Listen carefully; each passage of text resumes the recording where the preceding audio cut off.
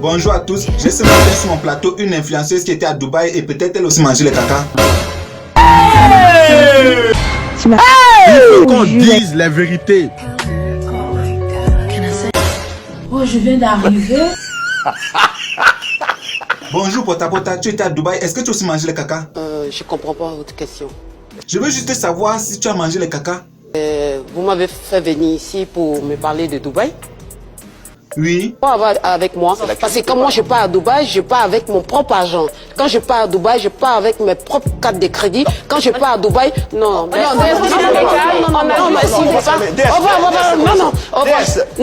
Elle parle même où non? Allô, belle. Doxy Yao. Et de si tu entends ça, Moi, mais c'est dépassé. est-ce que tu as aussi mangé le caca? Ma bouche sainte comme ça, quand vous me regardez, vous manger caca. Non. L'affaire d'aujourd'hui, c'est grave. C'est Dubaï qui est bon à l'heure là. Elle s'appelle Marthe, elle a vécu à Dubaï, elle a subi les tortures de porte à porte. Aujourd'hui, elle vient rendre son témoignage. Bonjour Marthe, vous étiez à Dubaï, vous avez subi les tortures de porte à porte. Dites-nous comment cela s'est passé. Oui, ça a commencé par quelqu'un qui m'a donné le contact d'un monsieur qui est à Dubaï, un arabe.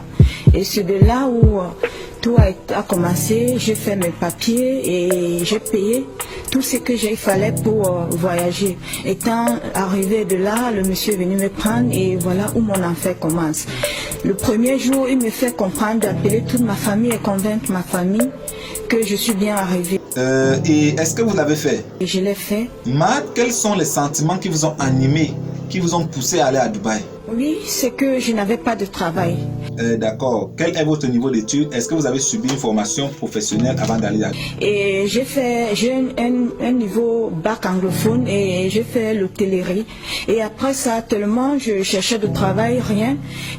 Quand j'ai eu cette occasion, je me suis lancée et je partais là travailler comme secrétaire personnel au monsieur de l'arabe.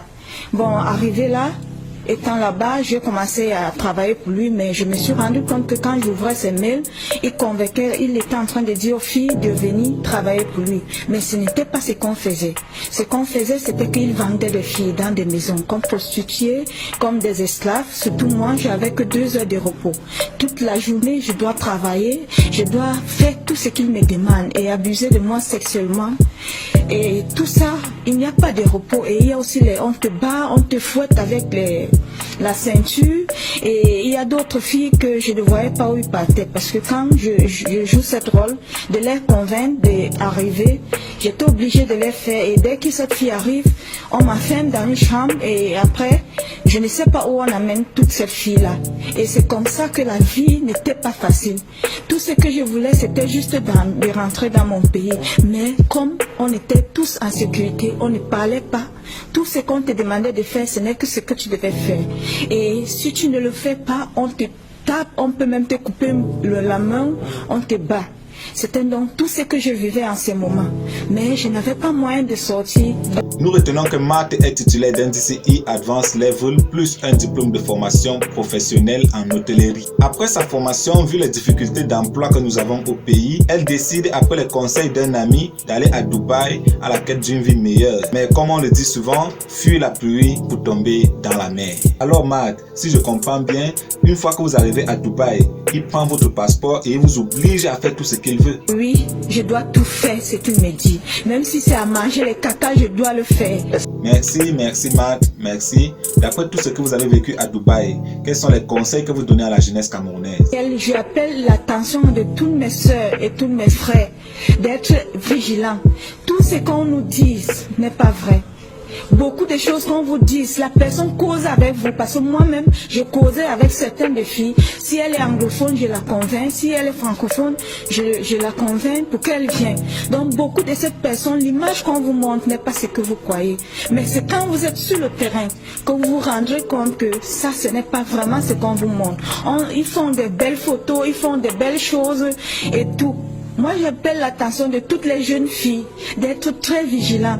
Moi, je préfère que si vous avez l'opportunité de fréquenter, rester au pays, je préfère que vous restez. Un bon entendeur s'aligne. Comme on le dit souvent, quand tu regardes une vidéo, faut partager, commenter et mettre les likes. C'était Tera Million, le meilleur reste à venir. Rendez-vous demain pour la prochaine vidéo. Ciao. C'est comme ça donc que le massacre commence.